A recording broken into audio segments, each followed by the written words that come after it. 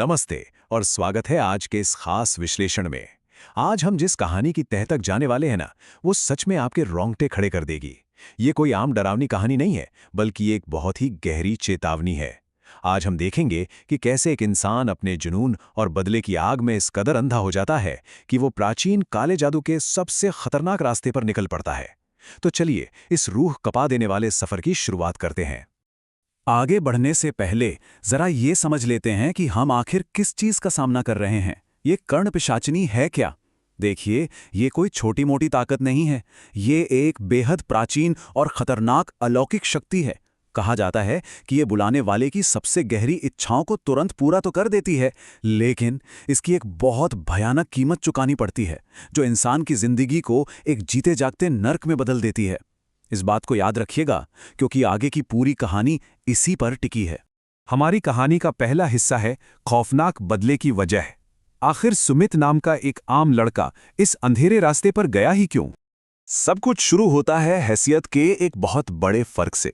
एक तरफ है हमारा सुमित, जो एक बिल्कुल साधारण मिडिल क्लास परिवार से आता है, और दूसरी तरफ है पारुल, एक अरबपति बिजनेसमैन की इकलौती बेटी। इन दोनों के बीच का ये जो सामाजिक और आर्थिक फासला था ना, इसी ने सुमित के मन में एक गहरे मनोवैज्ञानिक घाव और एक भयानक अपमान की नींव रखी। और ये दरार तब और गहरी हो गई जब एक भरी पार्टी में पारुल ने सुमित को सरेआम एक जोरदार थप्पड़ जड़ दिया और कुछ बेहद चुभने वाली बातें कहीं। इस एक पल के सार्वजनिक अपमान ने सुमित के दिमाग को पूरी तरह से झकझोर कर रख दिया। जो कल तक कॉलेज का एक साधारण सा आकर्षण था, वो रातों रात एक खतरनाक और अंधी बदले की आग में बदल गया। अब सुमित के दिलो दिमाग पर सिर्फ और सिर्फ नफरत सवार थी। यहां से शुरू होता है कहानी का दूसरा हिस्सा, वो वर्जित और प्राचीन अनुष्ठान। उस अपमान के बाद सुमित ने खुद को दुनिया से बिल्कुल काट लिया। इंटरनेट पर खोजबीन करते हुए उसे इसी कर्ण पिशाचिनी के रहस्य के बारे में पता चला। काले जादू की तलाश में वो पहुंच गया सीधे पुष्कर घाट। वहां एक अघोरी ने उसे इस रास्ते पर जाने से सख्त मना किया, उसे मौत की चेतावनी भी दी। लेकिन बदले की आग में इंसान कहाँ कुछ सुनता है। सुमित ने रात के अंधेरे में उस अघोरी की वो प्राचीन और वर्जित किताब चुरा ली और वहां से भाग निकला। अब जो होने वाला था वो सच में डरावना था। इस काले अनुष्ठान की कीमत शारीरिक और मानसिक तौर पर बहुत भयानक थी। एक पुराने सुनसान बंगले में सुमित ने फर्श पर एक रहस्यमयी घेरा बनाया और लगातार 10 दिनों तक बिना कुछ खाए पिए एक बहुत ही कठोर तपस्या की। जरा सोचिए, 10 दिन की इस भयानक भूख प्यास ने उसे एक जंगली जानवर जैसी हालत में पहुंचा दिया था। और फिर ठीक रात 11 बजे उसके मंत्रों का जाप एक खौफनाक अंजाम की ओर बढ़ने लगा। और फिर कहानी पहुंचती है अपने तीसरे पड़ाव पर, एक जानलेवा अलौकिक समझौता। यकीन मानिए, वो भयानक अनुष्ठान सच में काम कर गया। वो रहस्यमयी शक्ति प्रकट हुई, और वो भी एक बेहद खूबसूरत स्त्री के रूप में। लेकिन इस समझौते में एक बहुत बड़ा और खौफनाक पेंच था। एक तरफ सुमित को मिल रहा था पारुल से अपना मनचाहा बदला और एक अलौकिक साथी, लेकिन दूसरी तरफ जो कीमत उसे चुकानी थी वो रोंगटे खड़े कर देने वाली थी। उस शक्ति की सुंदरता और अपने बदले के लालच में अंधा होकर सुमित ने एक ऐसी शर्त मांझी जिसमें उसे हर दिन एक इंसान की बलि देनी थी। और बस यहीं से तबाही का वो सिलसिला शुरू हुआ जिसे कोई रोक नहीं सकता था। पहली ही रात पारुल को उस शक्ति ने बेरहमी से मार डाला। सुमित का बदला तो पूरा हो गया, लेकिन पिशाचिनी की भूख नहीं मिटी। सुमित अब अपनी मर्जी का मालिक नहीं रहा था, वो बस एक कठपुतली बन चुका था। और पता है उसने क्या किया? उस शक्ति की भूख मिटाने के लिए उसने अपने ही माता पिता और अपनी सगी बहन की बलि चढ़ा दी। हद तो तब हो गई जब वो अपने सबसे करीबी दोस्तों अर्जुन और नैना को मारने के लिए आगे बढ़ा।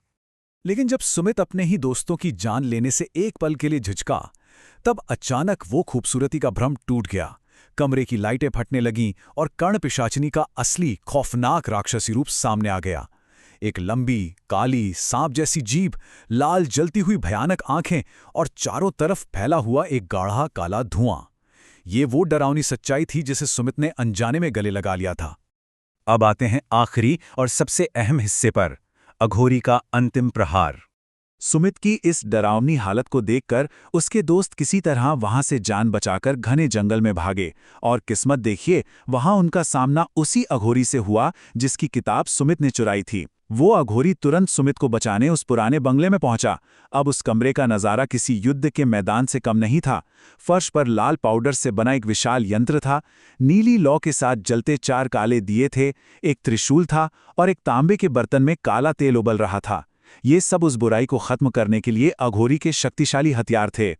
मैं तुझे बांधने नहीं बल्कि हमेशा के लिए विदा करने आया हूं। अघोरी के इन भारी शब्दों के साथ ही एक जबरदस्त जंग शुरू हो गई। जैसे जैसे अघोरी के शक्तिशाली मंत्र गूंजने लगे, वो पिशाचनी और उसका काला धुआं कमजोर पड़ने लगा। कमरे की खिड़कियां झटके से खुल गई और तांबे के बर्तन से उठी आग के भंवर ने उस भयानक शक्ति को पूरी तरह से अपनी ओर खींच लिया। वो हमेशा हमेशा के लिए उस लाल यंत्र में कैद हो गई।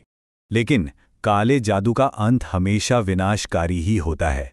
पिशाचिनी के जाते ही सुमित पर से उसका वशीकरण टूट गया। सुमित जिंदा तो बच गया था, लेकिन होश आने पर जो सच्चाई उसके सामने थी वो मौत से भी ज्यादा भयानक थी।